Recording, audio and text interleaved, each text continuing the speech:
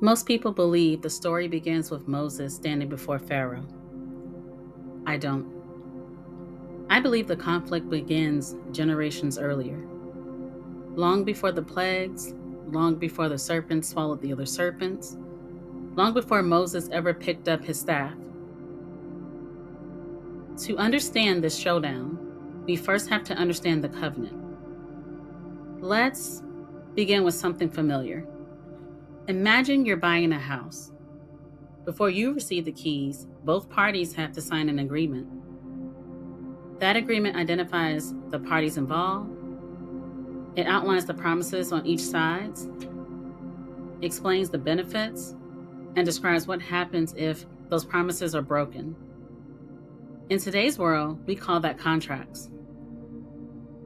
In the ancient Near East, covenants carried a greater significance. They were not just simply business agreements. They were solemn commitments that shaped the relationships and responsibilities and the future of families and nations. Now let's travel to Genesis. Joseph has interpreted the Pharaoh's dream.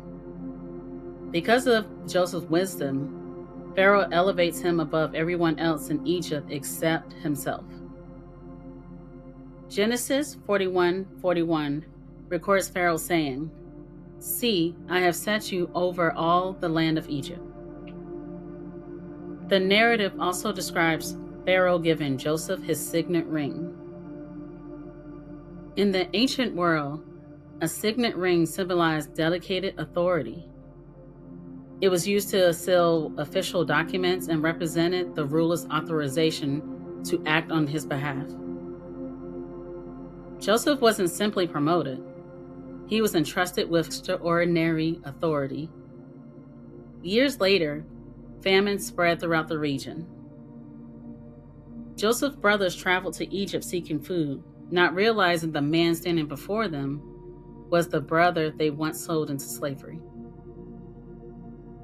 After Joseph reveals his identity, Pharaoh welcomes Joseph's family into Egypt. In Genesis 45:16-20, Pharaoh instructed Joseph to bring his father and family, promised them the best of the land. Eventually, they settled in Goshen. So let's pause and identify what we've learned. Who are the parties? Joseph, Pharaoh. And Joseph's family, the descendants of Israel. What was promised? Joseph would serve as Pharaoh's highest official under the king. His family would dwell in Goshen and enjoy the best of the land Pharaoh had. At this point in the story, there's no slavery, there's no oppression, there's no conflict, there is favor. Which raises an important question. If the Israelites entered Egypt under Pharaoh, how did they eventually become enslaved? And if Joseph held so much authority, who was the Pharaoh that Moses would later confront? That's where our investigation begins.